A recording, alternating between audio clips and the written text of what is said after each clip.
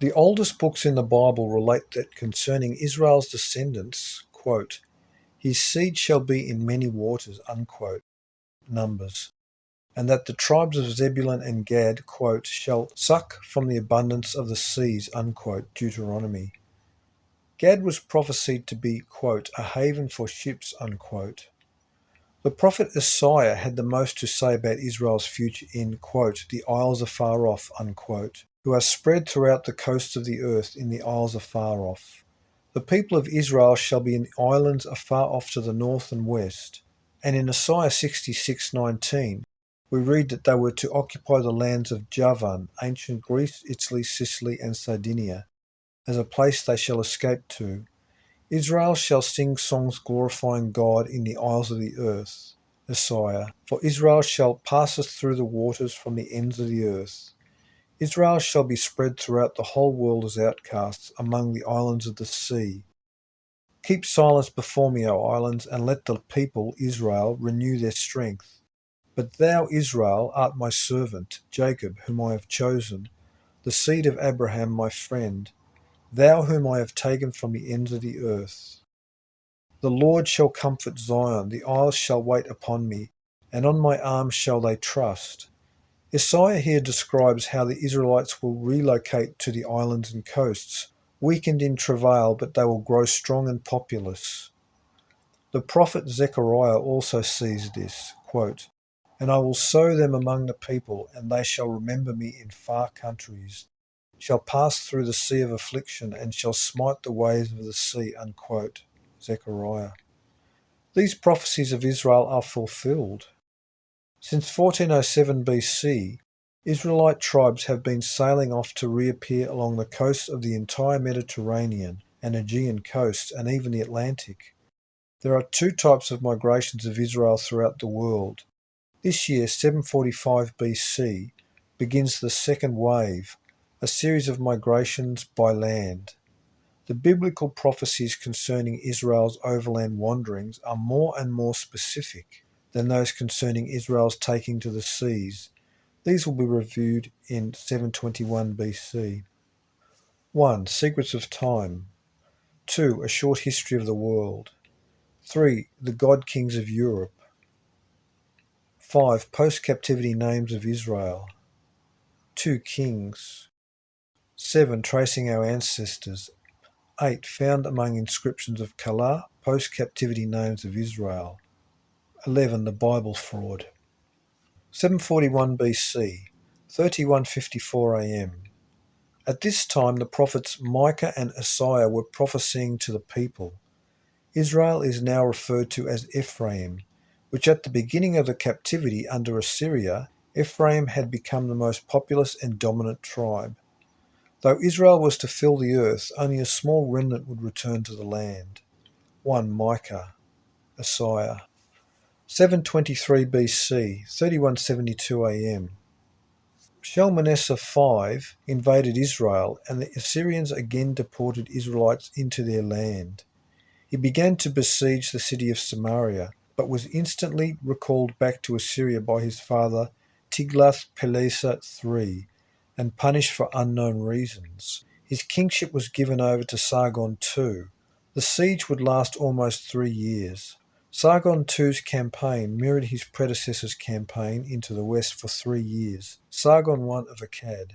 This was the siege of Samaria, which began 138 years, 1656 months, 552 times 3 or 414 times 4, before Jerusalem would fall in 585 BC to the Babylonians, beginning their own deportation into the east.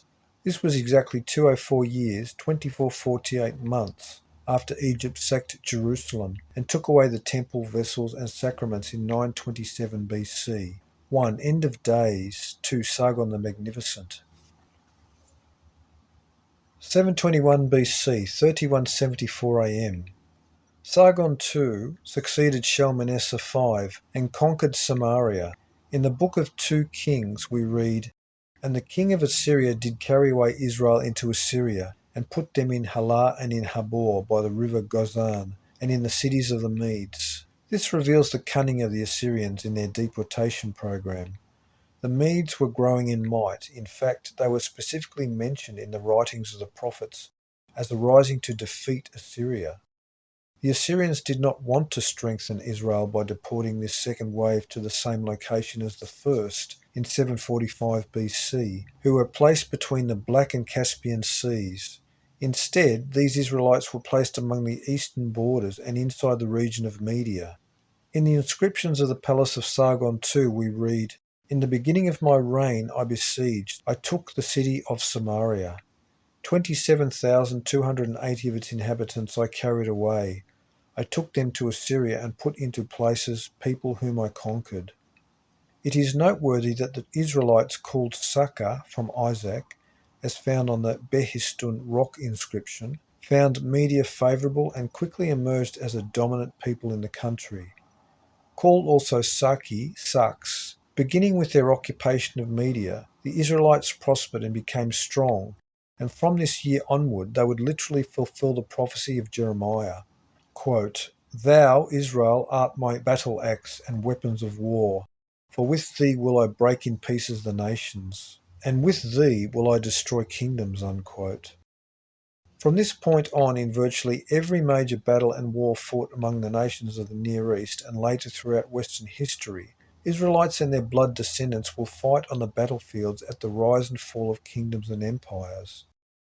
Assyria will collapse under the might of armies with Israelite auxiliaries. Then Babylon will fall as Israelites fight side by side with Persians and Medians, and Persia will fall to the Macedonians, who were descended from Israelites. Egypt will use Israelites as auxiliaries and mercenary armies and will fall, as will Carthage, Pontus, Armenia, Judea, and even Rome. In every incident, the descendants of Israel play a decisive and major role. This will continue throughout European history, through global colonial wars with the great empires of Spain, Germany, Britain, and the United States, up to the Battle of Armageddon, when resurrected Israelites and those adopted into the family of God fight the sons of darkness and their mortal armies in the year 2106 AD, 6000 AM. In the empty lands of the northern kingdom of Israel, Shalmaneser V had displaced a Persian people called Cuthians, settling them into Israel. These people brought their idol gods with them, and immediately a plague afflicted them. They understood the source of their trouble and sent envoys into Assyria to inquire among the deported Israelites about their God. Learning about the God of the Hebrews, they abandoned their own and worshipped him. The plague ceased.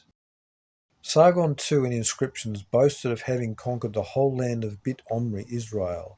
The Israelites of Samaria were called Cimmerians and Kimri, later to be called the Cimbri, a Germanic people. Sargon II usurps the throne of Assyria and arms his troops with iron weapons, providing his forces an advantage against the other armies employing copper and bronze armour and weapons. The Assyrians were the first to expound the doctrine of blood and iron. They are the first Iron Empire, an empire with a central government that spans out far beyond its own national borders, to rule others with fear and terror, for the Assyrians were ruthless and mighty in siege warfare. H. G. Wells wrote that Sargon II was not his original name or Assyrian title, but he adopted it to flatter the conquered Babylonians by reminding them of their ancient founder of the Akkadian Empire, Sargon. Intriguingly, the first Sargon, Nimrod, also usurped the throne in 1947 BC. In an inscription of Sargon II, he boasts of subduing the land of Dilmun, a paradise island, and interestingly, a far more ancient text of the first, Sargon the Great, 12 centuries earlier, asserts that, quote, "Dilmun my hand captured," unquote. Sargon II founded Fort Sargon, known as Khorazbad, 12 miles northeast of Nineveh. He left a record claiming the wall around Fort Sargon to be 16,283 cubits, which he wrote, quote, "is the number of my name," unquote. We recall that the prophets claimed that the Antichrist in the last days would be an Assyrian, and 666 would be the number of his name.